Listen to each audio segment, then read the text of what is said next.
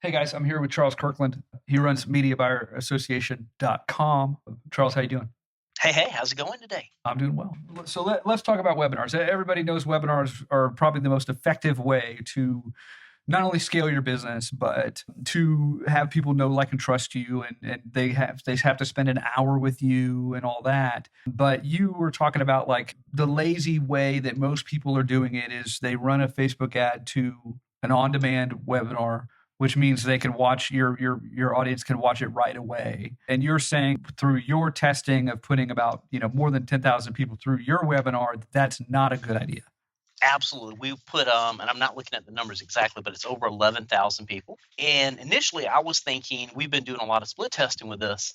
I see other people do it, so therefore I want to do it. Monkey see, monkey do. We've been doing a lot of these webinars where it's like, the webinar, you land on the page, there's a countdown timer, it starts in 1 hour, and pretty much you either sign up for the webinar or you leave. While that's a pretty good idea, unfortunately we do get higher opt-ins like that, but they're really not in the mood, they're not in a state. They probably have about 99 other things they plan to do with their next 1 hour versus sitting down with you. So when they do watch, it's almost out of a pure scarcity mindset.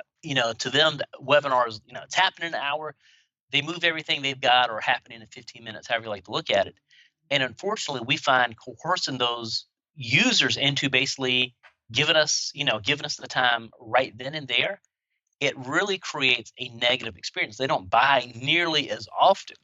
We're finding we're doing better with the webinars that are pretty much on demand. So you come to the page, there's no countdown timer, fake scarcity. There's nothing there that says you have to watch it today. We're finding that people that do watch those on-demand webinars, which are basically a opt-in page with a video, literally a video replay, those people are actually worth about 35 to 40%. I'm not in front of the computer, so I don't have like all those numbers to look at, but they're worth a whole lot more money over the course of a year. And we started talking to the users who basically opted in for an on-demand replay. And one of the questions was, why did you opt in? And I could opt in, I could watch it at my leisure, when I could do it. We find these customers are typically much more sophisticated. They're usually a much higher quality buyer than the buyer that says, "Oh my gosh, I have 1 hour to watch and I've got to watch it." So what we're finding is really, and another example of this is the on-demand works great, or if you sign up and you get to watch it in the future. We find that, like, when you're sitting here, you can schedule it tomorrow, the next day, and you've got like a time that you can schedule. Those are working much better. Right. And then basically you would follow up with them accordingly with some type of indoctrination of here's why, not just like an email that says, hey, your webinar is tomorrow, I'll see you tomorrow, but some type of here's why you would want to attend. Yes, we're selling them on why they should attend. And one of the things that we found is people really don't want to attend your webinar. They want the benefit from it. And we have to sell as hard to get them on the webinar as we do in the webinar. Exactly. And that's a great point. And most people, they don't do that. They're just saying, like, well, they got the reminder email, so they all have a 50% show up rate. Yeah, exactly. That's kind of where people are at. And it's like, well, I signed up for the webinar. Everything else, your prospects need to be literally sold on why they need to attend. Once they attend, we need to sell them on the replay.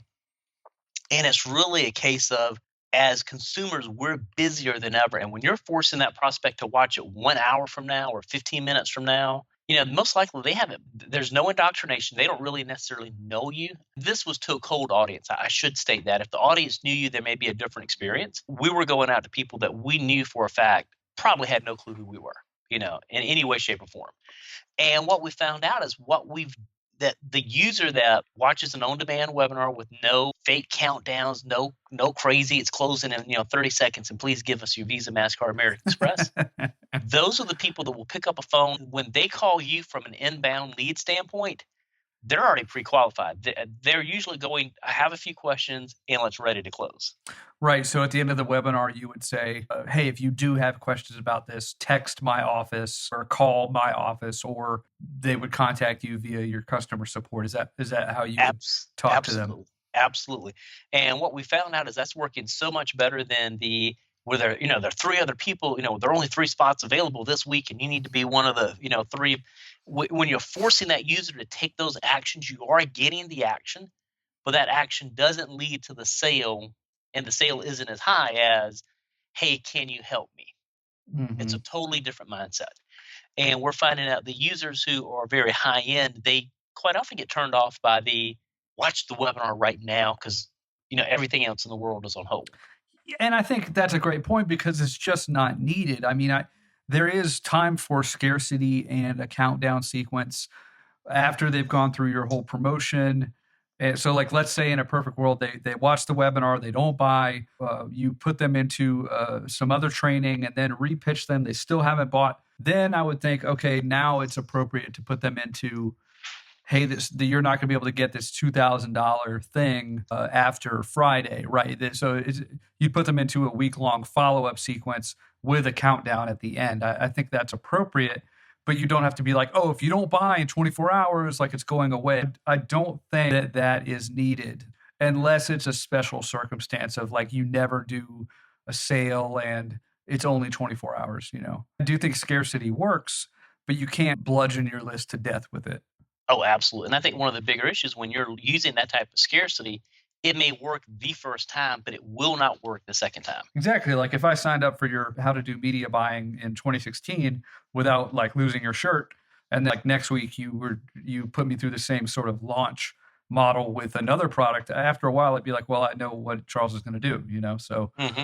it's just not needed. And I think at the end of the day, we spend so much money on getting those leads. The minute we hurt our credibility, Hmm. it just creates chaos for everything else. So Charles, where can they sign up for your latest webinar? Actually, head over to mediabuyerassociation.com. We're split testing as usual. We're split testing. You may see on demand, or you may see one that has a countdown timer that happens in and out. With that, we're always trying to split test, and I'm always looking at what is the ROI of any prospect over a length of time. I think so many marketers make the mistake of, I ran a campaign today, I got 100 leads, they didn't buy, so inherently this is bad. We've got to start looking at this from a long term. What are these people worth in the long run? So mediabuyerassociation.com. Yes. All right, guys, if you have any comments or anything like that, you'll find this video across the internet. And thank you so much, Charles. Have a good one. Talk to you later.